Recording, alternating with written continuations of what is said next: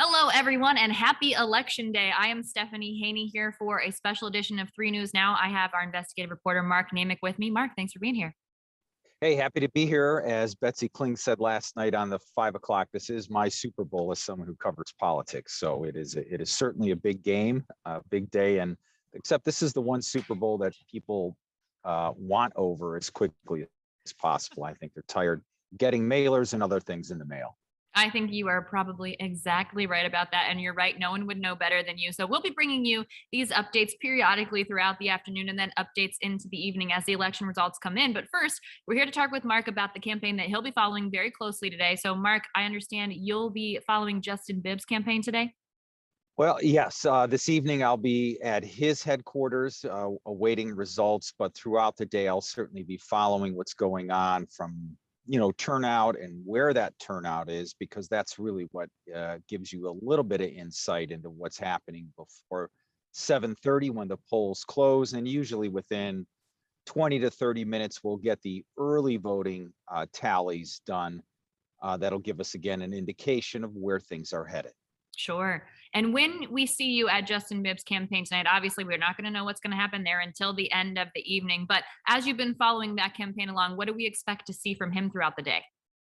Well, I think we do have one really good poll, and that really is the primary election, in which he topped all six other candidates, and took the top spot. So I think that does put him in a position of someone who, you know, it's his to lose. And I think that's kind of how he's operated, which keeps him very focused. And it keeps Kevin Kelly close, but also knowing he needed to make some inroads. And I do believe he has. I don't think you're going to see the runaway that perhaps you could read into the primary with. Obviously, a lot of other votes now to get split up, and they're not all going to break for one candidate or the other. But looking to tonight, you're going to see Bibb obviously work right now. This is the true test of a campaign that he's been bragging about on the campaign trail, that he has the most digitally savvy and motivated and young. Today is about knowing where the voters are going, and if they are going out to the polls, and if they're not, they have the ability to look at turnout, try to reach voters, offer them rides. Kevin Kelly doing the same thing and getting a big hand from union trades and others, that this is what it's about. Today tests all of that bragging. It sure does. And no matter when we know the actual official results, by the end of the day, when those polls close today at 7:30, remember, if you are in line at 7:30, you do get to vote if you do find yourself in a situation where there are long lines. But when those polls close today, we will have a new mayor of Cleveland. Definitely going to be, at least in one regard, at least in face, a big change for the city of Cleveland. After 16 years of Frank Jackson, who had an unprecedented 4 terms, this is the first election in quite a while where, regardless of who wins, we do have a new mayor. And I do think that's, something that many people are welcoming, both from business community, residents. That's what we've heard. Both candidates have heard it, and it has become part of the debate. Justin Bibb trying to tag Kevin Kelly as, Frank Jackson 2.0 or his wingman, that they're really not going to get change.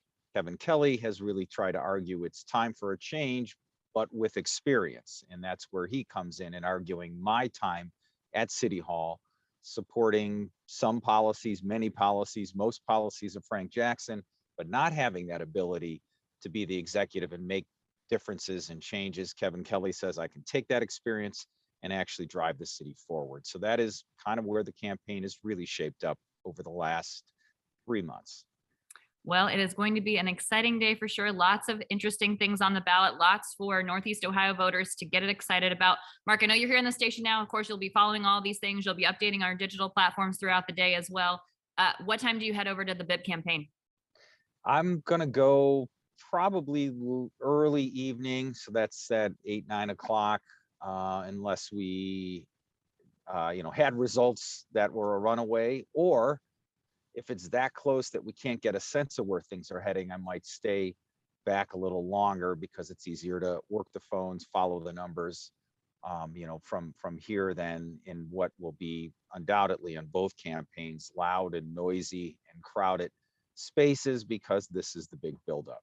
It sure is indeed. Well, Mark, we are thankful to have you here on our investigative team here at 3 News so that we've got, I think, probably the MVP leading our Super Bowl of this Well, election coverage today.